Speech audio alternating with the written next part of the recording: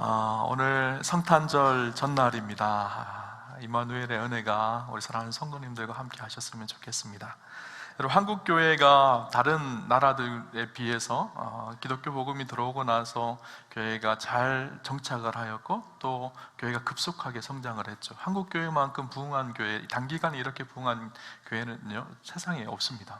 그런데 교회 역사학자들이 그렇게 생각을 합니다. 교회가 부흥할 수 있었던, 한국 교회의 복음이 확장되어지고 하나님 나라가 확장되어질 수 있었던 중요한 이유 세 가지를 이야기하는데, 첫 번째는요 한국 교회의 말씀 운동 때문이라고 합니다. 복음이 들어오자마자 한국 교회는 성경을 번역하였고 그 성경이 사람들에게 다 널리 전해져서 누구든지 언제든지 성경을 읽을 수 있는 상황들이 되어졌고, 또 한국 초창기의 교회들은요 말씀 사경회를 참 많이 했습니다. 근데 이 사경회가 특별한 사경회였었어요. 농한기에 사람들이 사경회 하는 교회에 다 몰려들어서 말씀을 듣고 또 그곳에서 밥을 지어 먹으면서 10일 동안 또 15일 동안 머물면서 그렇게 하나님의 말씀을 듣는 사모함이 있었던 교회가 한국 교회였습니다. 뿐만 아니라 기도 운동이 활발하게 일어났던 교회이죠. 한국 교회처럼 뜨겁게 기도하는 교회가요 세상에 별로 없습니다. 우리나라는 새벽 기도가 아주 유명하잖아요, 그죠? 그리고 철야 기도, 교회마다 밤새도록 기도하는 권사님들의 기도 소리가 늘 멈추지 않고 계속되는 교회가 한국 교회였었어요. 산마다 기도원들이 세워져서 기도원마다 나라와 민족을 위해서 뜨겁게 기도했던 교회가 한국 교회입니다. 한국 교회의 부흥의 성장에는 그 밑바탕 속에 뜨거운 기도가 있었던 것이죠. 그래서 외국에 가면요 코리안 스타일의 기도가 있다고 그래요. 우리가 하는 통성 기도가 코리안 스타일 기도예요. 외국 사람들은 그렇게 통성으로 잘 기도하지 않거든요. 그런데 우리는 뜨겁게 통성으로 기도하며 하나님을 찾았던 민족이 이 민족이었죠. 그리고 마지막 한 가지 중요한 이유가 있는데, 그것이 무엇인가 하면 다른 나라와 비교할 수 없는 또 한 가지 독특한 한국의 문화가 무엇인가 하면 바로 신방 문화입니다. 외국에도 물론 신방이 있지만 우리나라 사람들을 이렇게 사모하는 마음으로 뜨겁게 주님을 바라보며 신방을 잘 받지 않습니다. 특별히 외국 나라는 굉장히 이기적이고 개인주의적인 생각들이 크잖아요. 그런데 우리는 그렇지 않습니다. 다른 사람들을 받아들이고 함께 수용하는 문화가 컸기 때문에 목회자들이 신방을 하고 함께 예배드리는 것을 굉장히 기쁘게 여겼죠. 그리고 가정에 문제나 어려움이 있을 때마다 목회자들이 찾아가서 그 어려운 문제 속에 하나님을 향하게 하고 하나님을 바라게 했던 그런 일들이 신방이었죠. 근데 안타깝게도 시대가 변하면서 이 세 가지가 다 사실은 점점 사라져가고 있는 것이 한국교회의 현실입니다. 말씀을 듣고 말씀을 공부하자 그래도 이제는 참 냉랭해진 시대가 되어진 것 같아요. 교회에서 부흥회를 하고 사경회를 한다 그러더라도 별로 사람들이 오지 않습니다. 과거에는 어땠죠? 부흥회하고 사경회 한다 그러면 옆 교회까지 막 찾아가서 열심히 말씀 듣기에 기뻤는데, 지금은 우리 교회에 부흥회를 한다 그러더라도 사람들이 오지를 않아요. 기도 운동도 마찬가지입니다. 뜨겁게 기도하는 사람들이 사라졌습니다. 과거에는 교회에만 가면 밤새도록 눈물로 철야하며 기도했던 우리의 어머니들이 계셨어요. 그런데 지금은 교회에 가면 사람들이 기도 소리가 들리지 않습니다. 같이 통성으로 기도하자 그러더라도 별로 기도하고 싶은 마음이 없고 뜨거운 열정도 없죠. 과거에는 문제가 있으면 기도하며 하나님께 매달리고 하나님께서 풀어주시는 은혜들을 날마다 경험하였는데 점점 한국교회의 기도가 사라지고 있죠. 또 한 가지는 바로 이 신방입니다. 시대가 바뀌고 문화가 바뀌어서 그런지 우리도 점점 개인주의화 되어져 가고 있어요. 특별히 코로나19를 만나고 난 이후는요 신방의 문을 다 닫아버렸어요. 신방을 받으려고 하지도 않고 신방을 가는 것을 좀, 목사님들이 가는 걸 굉장히 껄끄러워 하세요. 제가 올해 초에 시작했던 신방이 이제 거의 다 끝나가는데요, 많은 분들이 받으신 분들도 있고 신방을 못 받으신 분들도 있으실 것 같다라는 생각이 듭니다. 신방은요 하나님 주신 축복 중에 한 가지예요. 왜냐하면 목회자들에게 주신 특권 한 가지가 무엇인가 하면 성도들을 축복하고 위로하는 일이거든요. 하나님 그 일들을 목회자들에게 맡기셔서 가정마다 그 일들을 행하게 하셨죠. 여러분, 시대가 바뀌고 환경이 바뀐다고 해도 변하지 않아야 될 것이 있어요. 말씀을 사모하는 마음 변하지 않아야 합니다. 기도하는 일 변하지 않아야 합니다. 또 목회자들을 모시고 함께 예배드리는 일 가볍게 생각하지 않으셔야 될 것 같다라는 생각이 들어요. 제가 올해 신방하면서 들었던 몇몇 기억나는 분들이 계세요. 어떤 분들은요 제가 신방을 하러 딱 들어가니까요 문 앞에서부터 제가 들어오자마자 제 손을 꼭 잡고 눈물을 막 흘리셔요. 제가 뭐 말씀을 전한 것도 아니고 찬양을 한 것도 아니고 기도를 한 것도 아닌데 그냥 제가 온 것 자체가 그분들한테는 너무너무 큰 기쁨이고 영광이고 은혜로 받아들이시더라고요. 그분들의 마음속에는 어떤 마음이었을까요? 그냥 일개 목사가 온 것이 아니라 하나님이 함께 오셨다라는 마음이 그분들 안에 있으셨던 거예요. 그래서 함께 기도하고 예배드리며 사모하는 마음으로 하나님 앞에 나아가는 분들을 봤습니다. 그분들도 큰 위로와 축복을 받으셨지만 목사인 저도 굉장히 큰 위로와 축복을 받고 그분들 통해서 제가 격려를 받았던 것 같다라는 생각이 들어요. 여러분, 신방은요, 신방을 받는 분들이 하나님 은혜 가운데 격려를 받는 시간이기도 하지만 목사도 그 시간을 통해서 격려를 받고 은혜를 받는 시간이기도 합니다. 요즘에는 신방 문화가 많이 바뀌었죠. 과거에는 신방을 가면 목사들이 밥을 차려주셨어요. 식사를. 그죠? 그래서 큰 고봉밥에다 밥 잔뜩 올려서 평상시에 먹지 않던 반찬도 올려주시고 국도 끓여주시고 그렇게 식사를 하거든요. 제가 처음 이렇게 예전에 신방을 갔을 때 한 권사님 집에 갔는데 이 고봉밥에다가 밥을 잔뜩 올려서 주시더라고요. 제가 그때는 이분을 내가 더 기쁘게 해드려야지 하는 마음으로 열심히 먹었습니다. 그래서 고봉밥을 제가 처음으로 3그릇을 먹었어요. 근데 끝나고 오는데 속이 소화도 안 되고 너무너무 힘들었거든요. 그래서 제가 그 다음부터 신방 갈 때마다 소화제를 들고 다니면서 그렇게 신방을 했던 기억도 있어요. 신방의 많은 사역 중에 한 가지는요, 목사들은 먹는 사역이거든요. 그래서 신방이 끝나고 나면 한 3kg, 4kg가 이렇게 찔 때가 참 많습니다.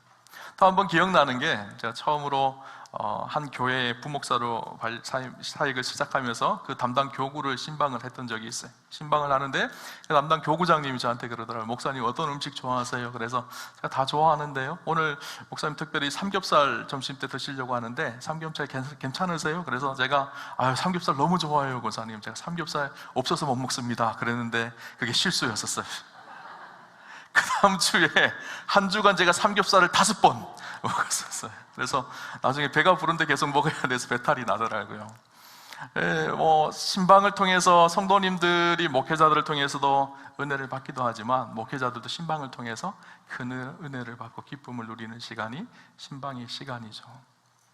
여러분, 우리가 신방 받는 일을 좀 가볍게 생각하지 않으셨으면 좋겠다라는 생각이 들어요. 목사는 그 신방을 위해서 말씀을 준비하고 기도하며 이 가정의 필요가 무엇일지 깊이 고민하고 또 받은 기도 제목들 가지고 늘 챙겨보면서 다시 기도하고 확인하고 또 그러거든요.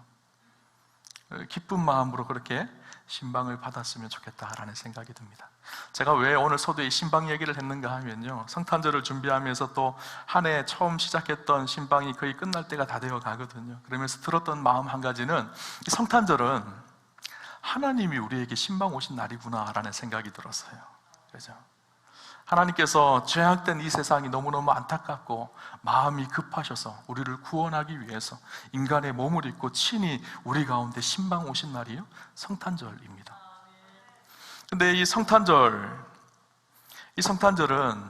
구약의 많은 예언자들이 예언하고 준비되었던 성탄절이에요. 예수님이 우리의 생각으로는 급하게 신방 오신 것 같지만 사실은 예수님께서 이 신방을 위해서 굉장히 많이 계획하고 준비하셨어요. 700년 전에 미가 선지자를 통해서 어디로 오실지, 베들레헴을 통해서 오실 것이라고 예언하셨고, 또 이사야 선지자를 통해서 그 이름이 임마누엘이라 하리라고 예언하시고 말씀하셨죠. 사실 700년 이전부터 하나님은 우리를 구원하기 위해서 놀라운 신방 계획을 세우셨어요. 여러분, 목사들이 신방 갈 때 그냥 가는 것이 아니에요. 언제 가면 가장 좋을까? 이분에게 가장 좋은 시간이 언제일까? 또 어떤 말씀을 나누면 가장 좋을까? 한참 기도하며 고민하며 가잖아요. 하나님도 우리에게 신방 오실 때 그냥 오신 것이 아니라 굉장히 고민하시면서 신경 쓰시면서 계획하신 그 뜻대로 이 땅에 신방을 오셨죠. 그런데 신방을 받는 사람들의 마음의 자세가 너무너무 중요한데 마음의 자세가 다 다르다는 거예요. 목사가 신방을 가도 신방을 받는 사람들의 마음의 자세가 다릅니다. 어떤 분들은 사모하는 심령으로 신방을 받으세요. 그러면 저희도 사모하고 기도하는 마음으로 축복하고 그렇게 옵니다. 또 어떤 분들은요, 굉장히 덤덤합니다. 그냥 왔나보다, 이렇게 1년에 14 행사 중에 한 번 대신방 왔나보다 이렇게 생각하시는 분들이 계세요. 또 어떤 분들은요, 오히려 불편해하세요. 오지 마시지, 이렇게 바쁜데 왜 신방 오시나, 이렇게 생각하시는 분들이 없다고 아니할 수 없지 않겠다라는 생각이 들어요. 그런데 예수님이 신방 오실 때도 마찬가지였어요. 예수님을 아주 기쁘게 그 신방을 준비한 사람들이 있었고요, 아니면 그 예수님 신방 오는 것을 불편해했던 사람들이 있었어요. 오늘 성경에 그 이야기를 하고 있는데, 오늘 두 인물들을 좀 대조하면 좋겠다라는 생각이 들었어요. 첫 번째는 헤롯 왕이었고요, 그 다음에는 동방 박사들이었습니다. 먼저 헤롯 왕은요, 예수님의 신방을 준비하지 못했던 사람입니다. 오히려 예수님 오신 것을 핍박하고 그의 마음에는 미움과 욕심과 분노가 가득하였습니다. 예수님이 이 땅에 오신 목적은 인류의 죄를 구원하시기 위해서, 인류의 죄에서 우리를 구원하시기 위해서 진정한 평화를 이루시기 위해서 이 땅에 오셨습니다. 그런데 구세주가 이 세상에 태어났음에도 불구하고 환영보다는 살해 음모를 꾸며서 예수를 죽이려고 했던 사람이 있었습니다. 바로 헤롯 왕이었죠. 그는 동방 박사들이 찾아와서 유대인의 왕으로 나시니가 어디 계시뇨? 우리가 그에게 경배하러 왔노라. 이 무릎 앞에 소동했다고, 예루살렘과 헤롯이 소동했다고 그렇게 이야기를 하고 있어요. 인류의 구원자 예수 그리스도가 이 세상에 태어난다는 것은 폭군 헤롯 대왕에게는 탐탁치 않은 일이었던 것 같다라는 생각이 됩니다. 왜냐하면 당시 헤롯은요, 이것을 위협으로 받아들인 거예요. 자기가 유대를 다스리고 있는데 나 말고 유대의 왕이 또 왔다고? 이게 이해할 수 없었던 것이죠. 헤롯 왕은 당시에 분봉왕이었습니다. 분봉왕이라는 말은 어떤 의미인가 하면 그 지역을 다스릴 수 있는 권한을 로마로부터 받아서 다스리는 왕이었었어요. 그러니까 헤롯 왕이 있었지만 헤롯 왕 위에 또 왕이 있었어요. 그 왕이 누군가 하면 로마의 황제죠. 그러니까 늘 헤롯은요, 로마 황제의 눈치를 보는 사람이었어요. 로마 황제의 권위를 부여받아서 그 땅을 다스렸거든요. 그러다 보니 그 땅을 잘 다스려야지 그 권위를 계속 이어갈 수가 있었어요. 유대인들이 밀란을 일으키고 반란을 일으키지 않도록 해야 됩니다. 그래서 유대인들의 인기를 얻는 일도 사실 너무너무 중요했던 것이죠. 그런데 당시에 헤롯 왕은요, 유대인들에게 별로 인기를 얻지 못했어요. 그러니까 자기의 이 정치적 기반이 별로 없었던 그런 약했던 사람이죠. 그런데 느닷없이 유대의 왕이 오셨다? 자기 말고 또 다른 왕이 있다? 이 말을 들으니까요, 헤롯은 너무너무 그 일이 불편했습니다. 동방 박사들을 향해 당신들이 먼저 경배하고 나에게 가르쳐주면 나도 가서 경배하겠다고 그렇게 말하였지만 속마음은 그렇지 않았습니다. 그래서 그는 유아학살이라는 어리석은 계획을 이루어가죠. 당시에 2살 이하의 남자아이들을 다 죽이는 어리석은 범죄를 저지르게 되어집니다. 헤롯은 자기의 왕권과 욕심 때문에 만왕의 왕 되신 구주 예수님이 오셨음에도 불구하고 예수님을 영접하지 못한 불쌍한 인생이었던 것을 보게 되어지죠. 오늘날도 헤롯 왕과 같이 우리의 마음속에 교만과 시기와 질투와 미움, 분노, 이런 것들이 가득한 사람들은 참된 왕이신 그분을 우리의 마음에 모실 수가 없습니다. 오늘 그 헤롯 왕과 반대되는 인물이 나오죠. 누군가 하면 바로 동방 박사들이죠. 동방 박사들은 예수님의 신방을 사모하는 마음으로 준비하였던 사람들입니다. 헤롯과 반대로 예수님의 신방을 준비하기 위해서 저 멀리 동쪽에서 간절히 사모하는 마음으로 예수님을 만나고 싶은 그 갈망함을 가지고 예루살렘까지 찾아와서 오늘 헤롯을 만난 것이죠.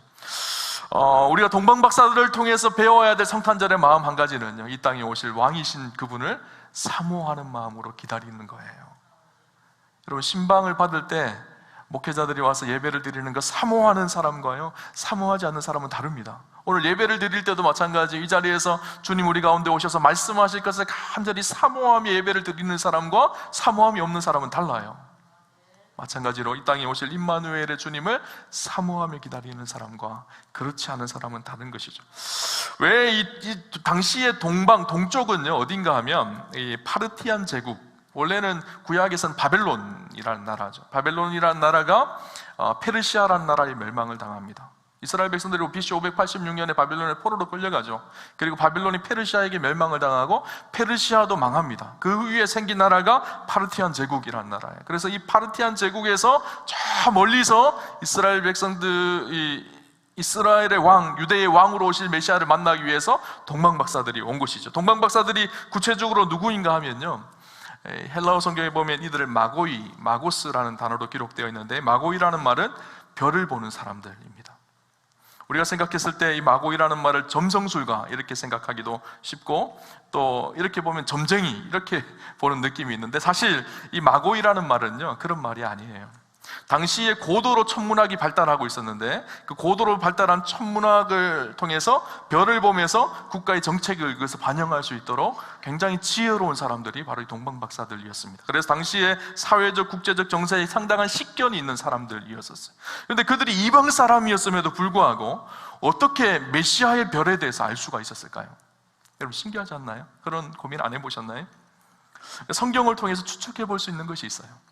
구약의 말씀 속에 메시아에 대한 예언의 말씀이 있습니다. 민수기 24장 17절에 보면 내가 그를 보아도 이때의 일이 아니며 내가 그를 보아도 가까운 일이 아니로다. 한 별이 야곱에게서 나오며 한 규가 이스라엘에게서 일어나서 모압을 이쪽에 저쪽까지 쳐서 무찌르고 또 셋의 자식들을 다 멸하리로다. 한 별, 한 규가 야곱에게서 나온다, 그렇게 말씀하고 있죠. 오실 메시아에 대한 예언의 말씀이 한 별로 예언되어져 있어요. 이 예언은 민수기의 말씀이지만 메시아가 오실 것인데 그 메시아를 별로 그렇게 설명을 하고 있는 말씀이죠.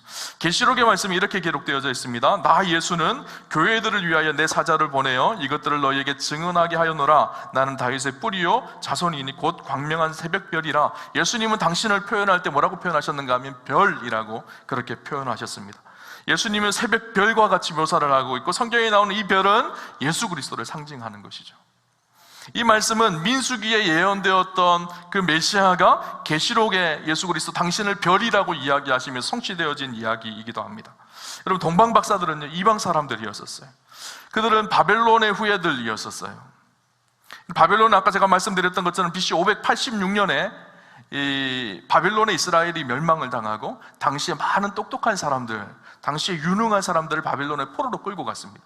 그 끌고 갔던 사람 대표적인 사람이 누군가 하면 다니엘이에요. 다니엘과 세 친구들이죠. 우리가 이번 신년 특세 때 다니엘에 대해서 좀 나누려고 합니다. 바벨론 땅에서 어떻게 하나님의 사람으로 살아가야 될지 이걸 좀 나누려고 하는데요. 그 다니엘이 바벨론의 포로로 끌려갔습니다. 다니엘은 우리가 잘 알듯이 굉장히 유능한 사람이었죠. 믿음의 사람이었죠. 바벨론의 포로로 끌려갔는데 바벨론에서 우리가 잘 아는 바벨론 제국에서 총리가 되어집니다. 이후에 바벨론이 페르시아라는 나라에 멸망을 당합니다. 그런데 그 멸망당한 페르시아라는 나라에서도 총리가 되어져요. 아주 탁월하고 유능했던 믿음의 사람이 그것을 믿음을 잘 지키며 하나님의 말씀을 증거하며, 그래서 어떤 일이 일어나죠? 페르시아에 믿지 않는 이방인들조차도 다니엘의 하나님을 경외하고 다니엘의 하나님을 찬양하기 시작합니다. 이후에 어떤 일이 일어나는가 하면 다니엘과 또 유대인들이 그 바벨론의 포로 속에서 페르시아의 어려움 속에서도 믿음을 지키고 선한 일들을 행하면서 그들 안에는 간절히 메시아를 기다리는 메시아 사상이 있었거든요.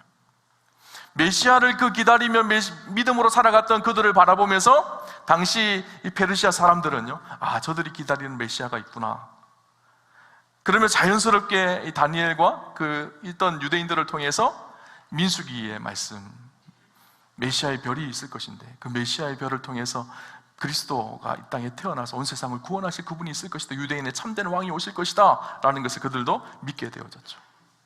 몇 대가 걸쳐져서 이 믿음의 신앙이 페르시아 사람들에게도 증거되어지고, 이후에 파르티안 제국이 섰을 때도 그들은 그 믿음을 가지고 별을 바라보면서 메시아를 기다렸던 사람들이 있었다라는 거예요. 그들이 별을 바라보면서 저쪽에 메시아의 별이 떴다라는 사실을 바라보고 모든 것을 내려놓고 그 메시아를 만나기 위해서, 평화의 왕, 또 유대의 진정한 왕으로 오실 그분을 만나기 위해서 우리가 잘 아는 것처럼 황금과 유향과 모략을 준비하여서 예루살렘으로 오게 되어집니다. 여러분, 그들이 메시아를 만나기 위해서 또 유대의 진정한 왕을 만나기 위해서 오는 일이 쉬운 일이 아니었을 거예요. 지금처럼 뭐 비행기 타고 슝 오면 되지만 그때는 비행기를 타고 올 수 있는 그런 상황이 아니거든. 오랜 길을 걸어서 힘들게 정성을 다하여서 그 메시아를 간절히 보고 싶은 사모하는 마음으로, 사모하는 심정으로 걸어온 거예요. 가다가 있으면 그만이고 없으면 그만이지 이렇게 생각한 것이 아니에요.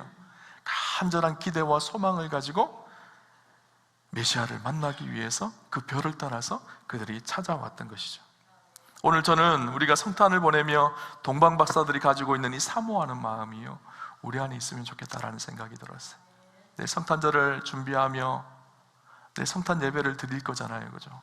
성탄 예배를 드리러 오실 때 그냥 1년에 한 번 성탄절이 되어졌네 하고 그냥 가벼운 마음으로 오는 것이 아니라 그분을 사모하고 2000년 전에 이 땅에 오셨던 임마누엘의 주님이 우리 가운데 오실 것을 간절히 사모하며 하나님 앞에 나아가는 축복이 저와 여러분 가운데 있으시기를 주님 이름으로 축원합니다. 근데 이 동방 박사들과 대조되는 사람이 나옵니다. 누군가 하면 제사장과 서기관들이. 이들은 율법이 아주 탁월한 사람이었거든요. 구약의 말씀을 아주 잘 알았던 사람이. 그래서 헤롯이 예수가 어디서 나겠느냐 물었을 때 그들은 베들레헴에서 예수가 납니다 라는 것을 미가서 말씀을 인용해서 잘 알았던 사람이 이들이에요. 그런데 이들이 예루살렘에서 베들레헴까지 거리가요, 차 타고 15분 20분 거리거든요. 아주 가까운 곳에서 메시아가 오신다는 그 소식을 들었지만 이들은 굉장히 무덤덤했어요. 아니, 그 일이 불편했어요. 왜냐하면 지금 헤롯과 우리가 결탁이 되어져서 헤롯이 주는 권리를 풍성하게 누리며 이 땅에서 잘 살고 있는데 또 다른 왕이 오신다? 이것이 굉장히 불편한 일인 거예요. 그들은 구약의 말씀을 잘 알고 있었고 또 이 땅에 오실 메시아에 대한 소망이 있는 사람들이었지만 그것이 오히려 덤덤하고 불편한 일로 받아들이게 되었던 것이죠. 반면에 동방박사들은 파르티안 제국에서 엄청난 시간과 헌신과 목숨을 건 여행을 통해서 메시아를 만나기 위한 간절한 기대감을 가지고 저 멀리서 낙타를 타고 황금과 유향과 모략을 가지고 메시아를 만나기 위해서 찾아왔죠. 이것이 성탄을 기다리는, 이 땅에 신방을 오시는 예수님을 기다리는 우리의 마음 자세여야 합니다. 세상은 소란스럽습니다. 유대의 왕이 났다라는 소식에 헤롯과 예루살렘이 소란스러웠습니다. 온통 세상은 소란스럽습니다. 자기들의 쾌락과 정욕과 욕심에 사무쳐서 이 영광의 시간을 어떻게 즐겁게 보낼 수 있을까, 이것에 세상은 소란스럽지만 우리 그리스도인들은 주님이 우리 가운데 찾아오시는 그 소망을 바라보며 그분을 간절히 사모함으로 그분을 기다리는 시간이 이 시간인 것이죠. 그렇게 주님 오심을 사모하며 우리가 준비해야 될 것이 한 가지가 있는데요, 무엇인가 하면 깨끗하게 청소된 빈방이 준비되어져 있어야 합니다. 여러분, 첫 번째 크리스마스에 예수님께 태어나실 베들레헴에 빈방이 없었어요. 베들레헴 여관집 주인은 빈방이 없어서 왕을 모실 수 있는 일생일대의 가장 큰 축복을 누릴 수 있는 그 축복을, 그 기회를 놓치고 맙니다. 여러분, 신방을 받기 위해서 신방을 사모하는 사람들이 가장 먼저 해야 될 일이 뭔지 아세요? 집 청소하는 일이잖아요, 그죠? 그래서 우리 권사님들 그러시더라고요. 목사님들 신방 오면 1년에 한 번, 그날은 대청소하는 날, 그렇게 얘기하시더라고요. 낯선 사람이 집에 들어가니까 그 집을 깨끗하게 청소해 놓잖아요, 그죠? 그것처럼 참 중요한 것이 있어요. 이 땅에 오실 메시아를 기다리면서 우리의 마음에 빈방을 깨끗하게 청소해 놓는 일.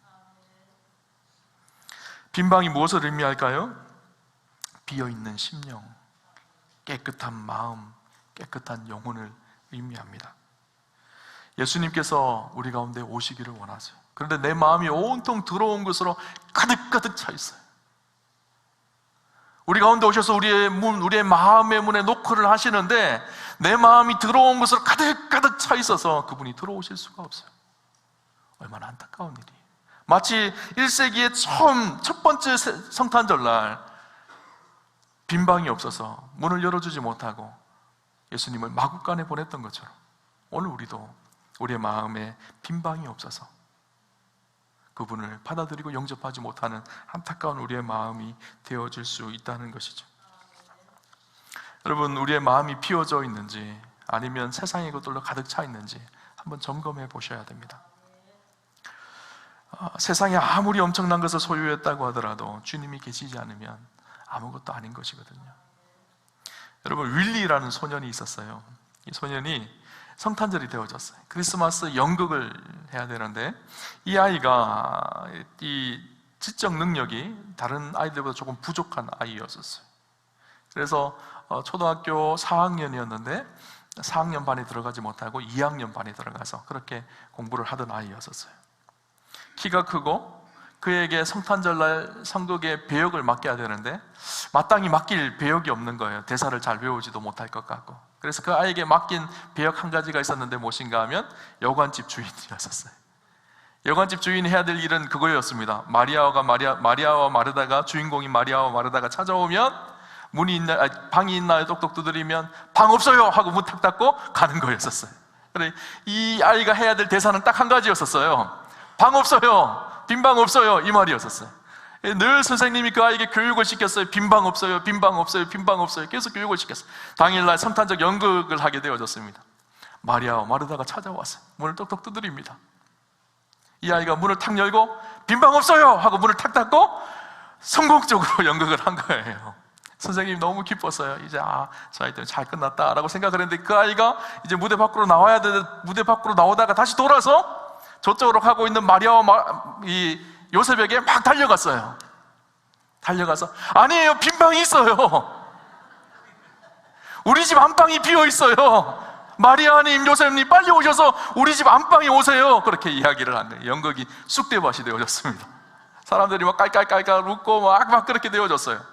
근데 시간이 지나고 사람들이 그 아이의 마음 때문에 감동이 되기 시작한 거예요. 사람들은 다 빈방, 방이 없다라고 하는 그때이지만 방이 있어요. 우리 집에 오셔요, 예수님. 그렇게 말하는 그 아이의 마음이 사람들이 느껴졌던 거예요. 그래서 이 일이 아주 이슈가 되어져서요, 가이드 포스트라는 미국의 한 잡지에 이 일이 실려지게 되어졌고, 이후에 성탄절에 많은 사람들이 이것을 영국으로 만들어서 그렇게 하기도 했습니다. 여러분, 사실 베들레헴에요, 빈방이 진짜 없었을까요? 아니, 빈방이 없다 그러면 최소한, 그죠? 막 출산을 앞둔 산모를 바라보면서 어떤 마음이 들었을까요? 빈방은 없지만 제 집에, 제 방에라도 오셔서 출산을 하십시오. 저는 오늘 아이들과 같이 자면 되니까 제 방에 오세요. 이렇게 최소한 하는 사람이 한 사람도 없다는 게 이상하지 않나요? 당시에 어떤 상황이었는가 하면 베들레헴에 호적을 하러 많은 사람들이 왔죠. 그런데 여관마다요, 당시 로마의 관리들을 위해서 VIP 룸을 항상 준비해 놓고 대기해 놓고 있었습니다. 그러니까 로마의 관리들이 언제든지 찾아오면 언제든지 방을 만들어 줘야 됐기 때문에 빈방이 없었던 것이 아니었어요. 빈방이 있었죠. 문제는 빈방이 없었던 것이 아니고 빈방이 있었음에도 불구하고 빈방을 만들어 놓지 않은 거예요. 빈방을 확보해 놓지 않은 것이죠. 그러면서 빈방 없어요 했던 것이죠.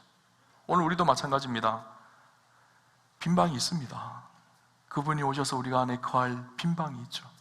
근데 우리의 마음이 너무너무 오염되어져서, 너무너무 세상의 욕심과 탐욕으로 가득 차서 빈방을 준비해 놓지 않고 있는 거예요. 그죠? 여러분, 그런 경험 해보셨을 거예요.